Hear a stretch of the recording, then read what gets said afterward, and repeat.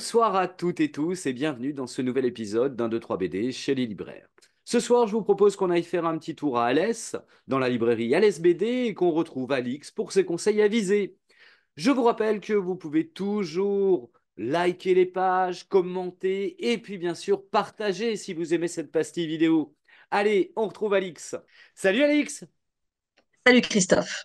Bon, tout va bien Alès? Ça va? Oui, ça y est, le printemps est arrivé. Ah, chouette. Ça court bien sûr comme d'habitude. Ouais, pas trop en ce moment, mais on va dire que ça trottine.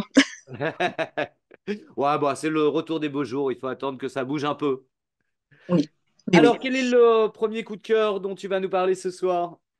Alors, le premier, c'est l'Audiophobe de Vellman et Roger aux éditions d'Argo. Donc, il vient de paraître aujourd'hui.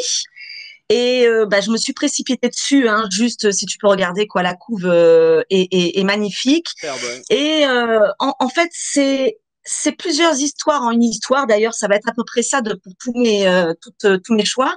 Et là, on va suivre donc ce jeune singe orphelin qui va être accueilli par une tribu sauvage. Et bien sûr, il faut imaginer les contrées arides.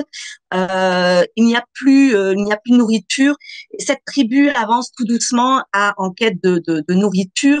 Et c'est vraiment l'instinct primaire animal qui va, qui va être là, qui va nous prendre d'assaut d'entrée de jeu. C'est pas brutal, mais c'est vif. Oh, Et bien. tout de suite, on se fait entraîner par le récit. C'est sublime, mais bien sûr, ça s'arrête pas là. Malheureusement, ce jeune singe va se faire attraper par une tribu humaine parce que ceux-ci avaient été dans les frontières interdites, celles des hommes, et bien sûr va être utilisé au combat. Et là, ça va être vraiment plusieurs personnages, les esclaves, le poète, la prêtresse, la dresseuse et la princesse. Tous ces personnages vont venir s'imbriquer de catastrophes naturelles, de quêtes, de chasse. C'est génial. On est pris comme ça dans le récit animal, bestial et humain, bien sûr, parce que quel est l'homme et quel est l'animal dans ce Oui. récit. Hmm. Et ça, tout le long, on se fait surprendre. On est pris par beaucoup de sympathie pour tous ces portraits, tous ces personnages qui défilent.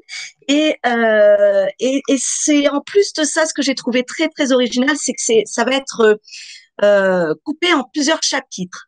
Et ça va être un bref temps poste qui va nous dire, ah ouais, ok, on s'arrête là, mais c'est quoi la suite? Ça va Et tout de repartir. suite, on Ouais. repart. C'est génial. Vraiment Excellent.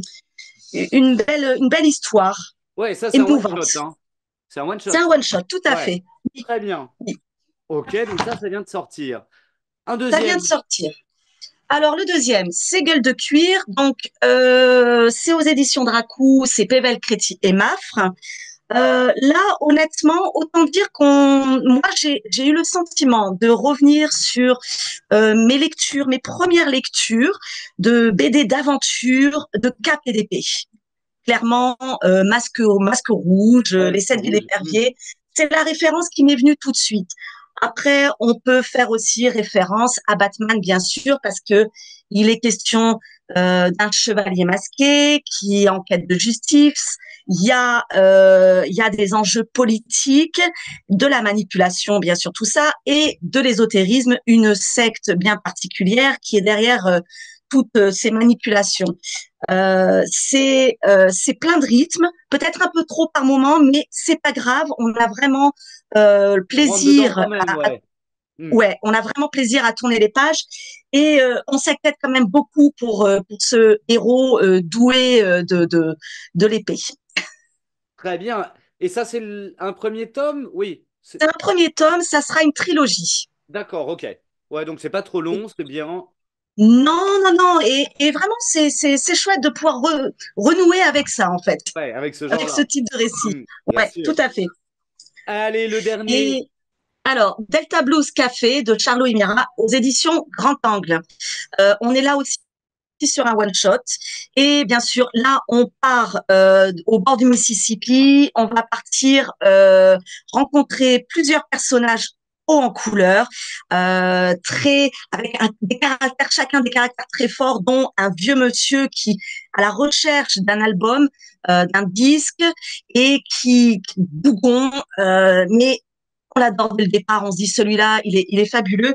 Et une vieille amie qui l'accompagne dans ses pérégrinations, dans ses recherches.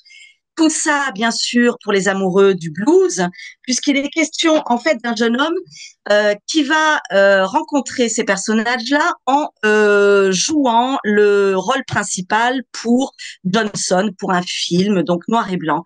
Et bien sûr, il va rencontrer ce vieux monsieur qui va le détester tout de suite, bien sûr, parce qu'il Ouais. trouve qu'il joue très très mal, ce vieux bluesman.